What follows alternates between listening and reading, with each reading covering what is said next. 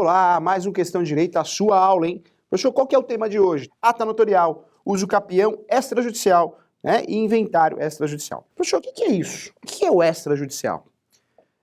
O extrajudicial é uma oportunidade que eu tenho de fugir do judiciário. Eu costumo dizer que na vida, quando a gente pode fugir do judiciário, tem que fugir, né? Conciliar vale muito a pena, eu sou muito a favor da conciliação, da mediação, porque briga não leva ninguém a nada. Tem situações que não tem jeito, né? Não dá pra falar, nunca vou me envolver numa briga judicial. Não dá.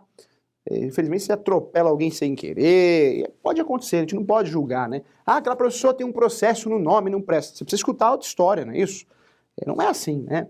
Processo é muito complicado, é muito complexo, pode envolver raiva, pode ódio, não é isso? Às vezes a pessoa faz um processo contra você, nem motivo ela tem. Então a gente tem que escutar sempre os dois lados, né? Não é porque a pessoa moveu o processo, ela tá certa. Tanto é que ela perde, né? Então precisa tem isso também.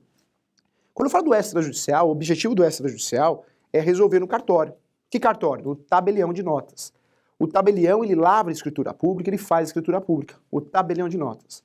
Quando eu falo tabelião de notas, eu estou falando de um cartório muito importante, porque hoje ele faz a ata notarial. O que é essa ata, professor? Lá no Código de Processo Civil, no novo Código de Processo Civil, nós temos o estudo das provas, as chamadas teorias das provas. Um processo judicial precisa ter provas, não é isso? E quando eu falo de provas, quem tem provas ganha o processo. O CPC novo reconhece como prova, hoje, atualmente, a ata notorial. Isso é muito utilizado, sim, principalmente em questões que envolvam as mídias, né? O Facebook, o Instagram, o WhatsApp. É muito comum uma pessoa que é ofendida pelo Facebook, ofendida, né? Você posta uma foto, a pessoa vai lá e te ofende, né? Fala alguma coisa no Instagram, no próprio YouTube, num vídeo seu no YouTube. Dependendo da ofensa, dependendo da situação, a complexidade da situação, e o que você pode fazer? Você pode ir lá no cartório, no tabelião, ele vai lavrar uma ata notarial, ele vai relatar o que ele viu, ele vai entrar no Facebook, ele vai entrar no WhatsApp e vai relatar. No dia tal, no horário tal, eu vi isso aqui, essas ofensas no Facebook, no YouTube, nos comentários, eu vi a ofensa aqui, eu vi a ofensa ali. Essa ata notarial vai servir como prova. Professor, mas aonde está isso? No Código de Processo Civil. Então, por isso a gente precisa tomar muito cuidado com o que fala, né? Muitas vezes você fala alguma coisa de alguém, principalmente nas mídias, no Instagram, no Facebook, no WhatsApp, dependendo do que você fala, principalmente quando gera publicidade no Facebook ou YouTube, nos comentários, você pode estar assumindo uma responsabilidade civil absurda, hein? Cuidado. Por isso quem está brigando com alguém aí, toma cuidado. Facebook não é lugar para brigar, não é isso? Quer brigar? Marca uma conversa e briga lá os dois, conversa, chega a um consenso. Falo isso para casal, falo isso para qualquer situação, hein? Porque hoje você se ofender alguém pelo Facebook, se você ser preconceituoso, você vai ser punido por isso. E quando eu falo punido, pode ser criminalmente também. Então cuidado, hein? Então é importante você saber que hoje a ata notarial ela serve como prova, relatar. Nós temos no direito brasileiro duas provas, né? As provas orais e as provas documentais. Prova oral é a prova falada.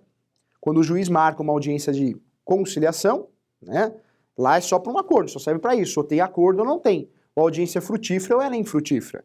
A segunda audiência muito conhecida, que é a audiência de instrução e julgamento, essa audiência é para apresentação das provas orais, as provas faladas, não é isso? Então, depoimento pessoal das partes e depoimento testemunhais.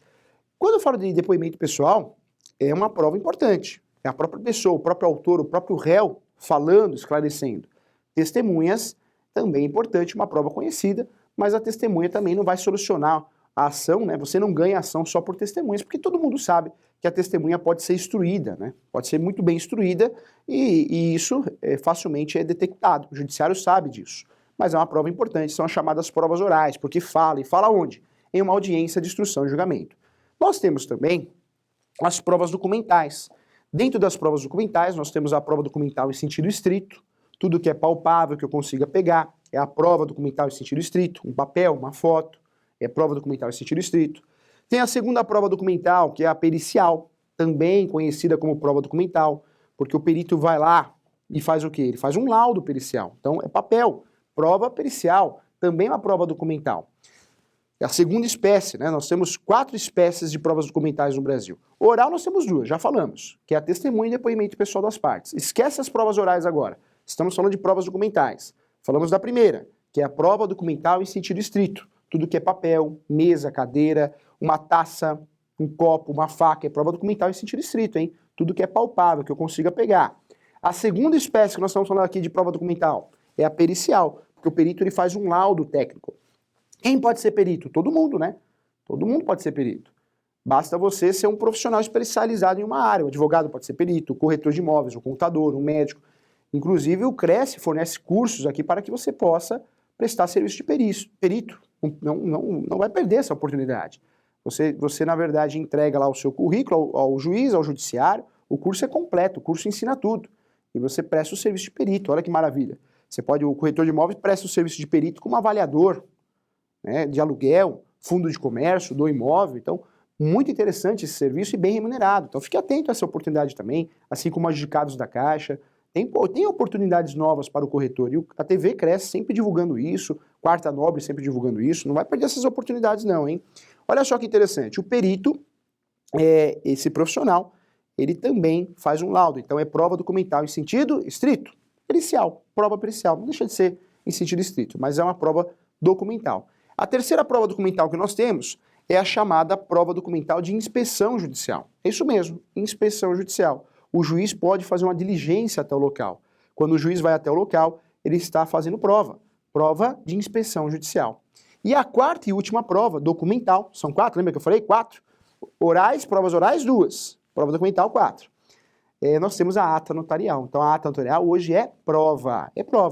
Nessas situações que o professor falou, de Facebook, nas situações também que eu quero, um exemplo, a posse, né? Eu quero, ô vizinho, faz um favor para mim, preenche uma declaração aí, vamos fazer uma ata notarial para reconhecer a minha posse. É também uma prova utilizada em ações de usucapião, em ações de locação, muito utilizada. Claro, sempre com certo cuidado e analisando o caso concreto, mas também é prova. Ata notarial é um documento escrito pelo tabelião, pelo escrevente, que tem a fé pública sobre algum objeto que ele consiga ver, tá? Ou alguma coisa que ele consiga escutar. Então, é uma prova reconhecida pelo Código de Processo Civil. Então, é uma inovação. O Código de Processo Civil hoje reconhece a ata notarial, feita pelo tabelião de notas, como prova. Cuidado, na prática tem tabelião que não faz, dependendo da situação, tem tabelião que faz, tem uma discussão em relação a isso, porque vai dar segurança do cartório pelo princípio da autonomia. Fique atento em relação a isso. Vamos juntos aqui, olha só. Quando eu falo de serviços de cartório, nós temos uma grande novidade.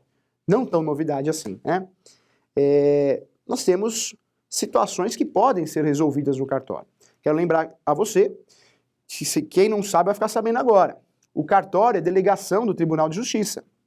O concurso de cartório, um dos concursos mais famosos e bem remunerados em diversas situações, claro, tem uma responsabilidade tremenda, né? O cartorário no Brasil não é todo o cartório que tem uma boa remuneração. Existe uma lenda também em relação a isso, mas um concurso muito interessante e de grande responsabilidade, porque o oficial de cartório é o único concursado no cartório. Ele passa no concurso e assume um cartório e vai montar a equipe dele, que normalmente é CLT, hoje não é mais estatutário. Esse oficial de cartório, ele vai cuidar do cartório e ele pode utilizar o princípio da autonomia para afastar alguns pedidos. Isso aqui eu não faço, isso aqui eu não faço. Ele pode fazer isso, hein? Faz e faz com fundamento legal.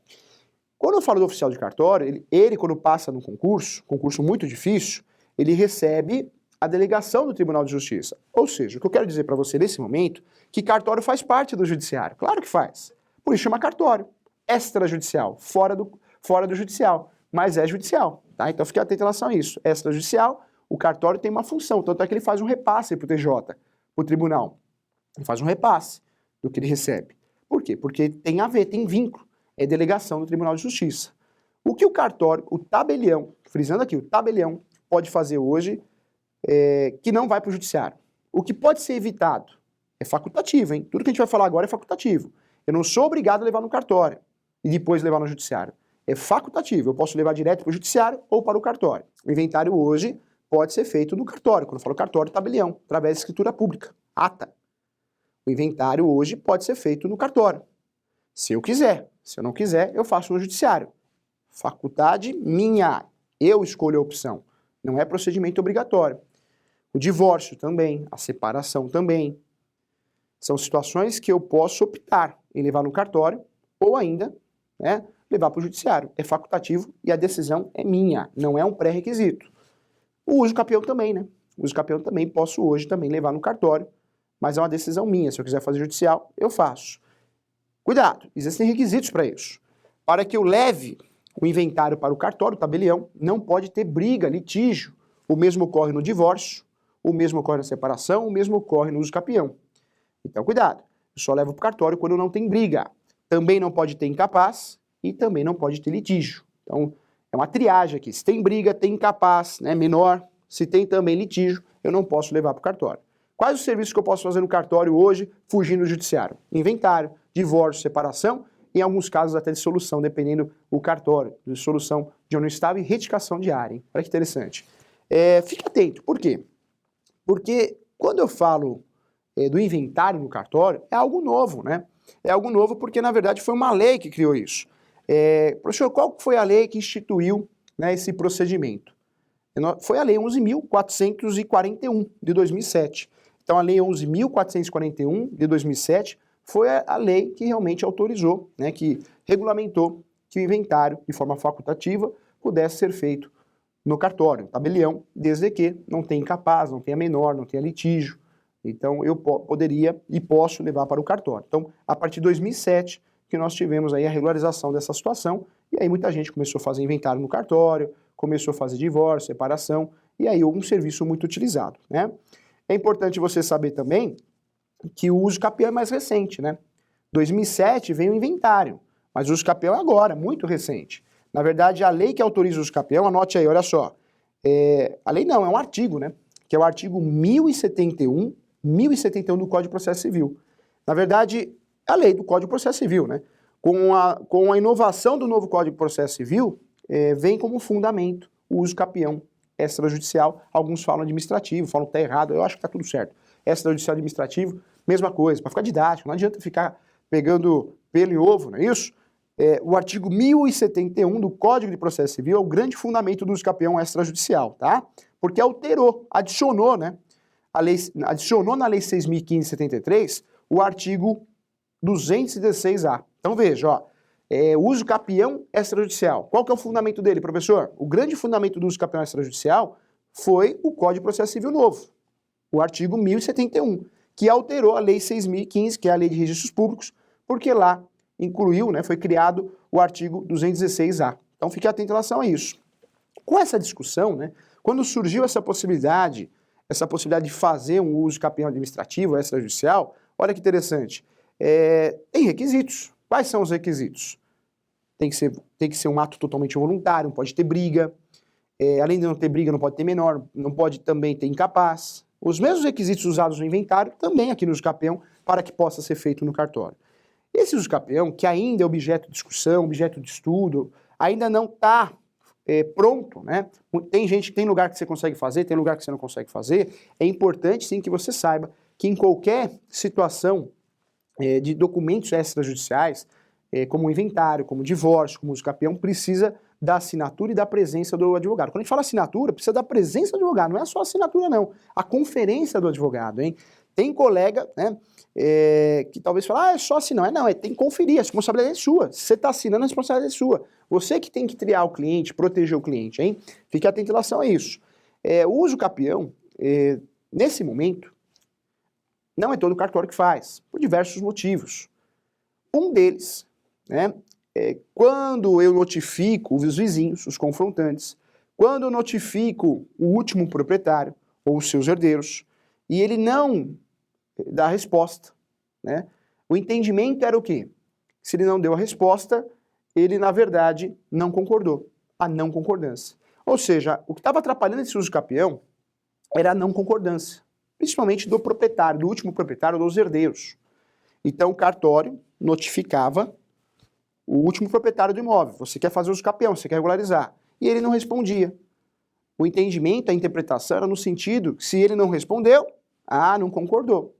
E isso atrapalhou muito no começo esse uso capião. E aí veio uma lei nova para regulamentar e mudar esse entendimento para ver se dá uma empurrada nesse uso capião. É a Lei 13.465. Vou repetir, hein? 13.465 de 2017. Essa lei, lá no parágrafo 2º, veio alterar o silêncio, né? O silêncio não é a falta de concordância, mas sim a concordância. Então essa lei, na verdade, veio dar uma empurrada para ver se esse usucapião vai, né? Dá certo. Professor, o que você acha disso? Legal, uma alteração importante. Uma alteração importante para que nós possamos usar esse usucapião.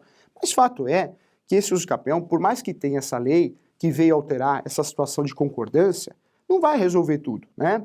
Porque nós sabemos que o usucapião, muitas vezes, eu não consigo localizar. Eu não consigo localizar o último proprietário, e muito menos herdeiros. E se eu não localizo, por mais que eu não tenha a resposta, se eu não localizei, não dá para fazer esse usucapião.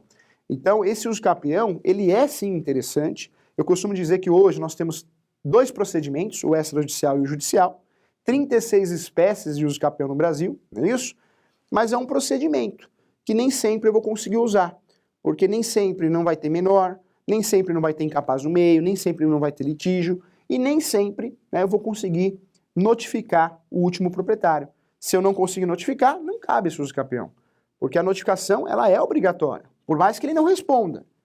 E o não responder hoje com a lei nova quer dizer o quê? Que ele concordou, mas eu preciso achar. Então existe nesse usucapião, sim, ainda uma dificuldade. Teria que ser um mundo muito perfeito, uma situação muito voluntária.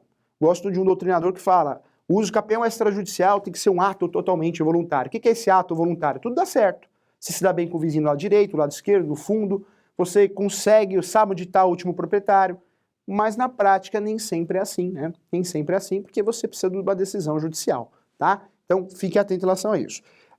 Professor, o que é a ata notarial? Então a ata notarial pode ser feita para tudo, hein? Utilizada como prova no Código de Processo Civil. Utilizada como prova mesmo. Então pode ser feita para tudo, vai depender da análise do tabelião, do escrevente. Usucapião extrajudicial, legal. Mais um procedimento, não tinha, era só judicial, mas precisa ser analisado com cuidado. Tem que ser um ato totalmente voluntário. O que é esse ato voluntário? Não pode ter briga, não pode ter incapaz, tem que encontrar o último proprietário, ele tem que se manifestar, ou se não se manifestar, está concordando, mas tem que encontrar. Então é um procedimento a mais. Cuidado, hein? Inventário. Inventário também, as mesmas regras do jogo, né? Eu não posso ter litígio, eu não posso ter briga, né, que é litígio, eu não posso ter incapaz, eu não posso ter menor no meio. Isso serve para o divórcio também, tá bom? Então, a intenção do programa de hoje é ajudar a abrir tua cabeça para você saber que existe, sim, os instrumentos extrajudiciais para você fugir do judiciário. Nem sempre a gente vai conseguir utilizar por algum motivo, por algum requisito, mas você precisa saber que existe. E se for possível, precisa sim do advogado, presença obrigatória, tá bom? É importante sempre conversar com o advogado para que ele possa te orientar, tá bom? Então, isso aí, para que você possa ficar sabendo e com certeza obter sucesso nos seus negócios. Eu agradeço a você, tchau!